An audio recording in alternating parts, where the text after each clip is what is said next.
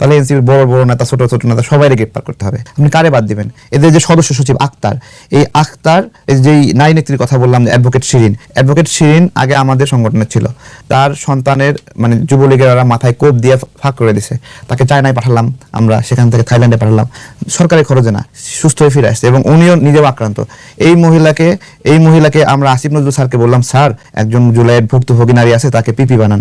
আক্তার কি করলো? টাকা নিয়ে অন্য একজন মহিলাকে পিপি বানানোর জন্য সুপারিশ করলো, অ্যাডভোকেট শিরিনের নাম বাদ দিয়ে। কিন্তু আমরা গিয়ে তাকে আবার স্যারকে বললাম, স্যার উনি জুলাইয়ের ভুক্তভোগী মানুষ, তাকে আপনারা একটু সম্মানিত করেন। তো সেই অনুযায়ী তাকে সম্মানিত করছে।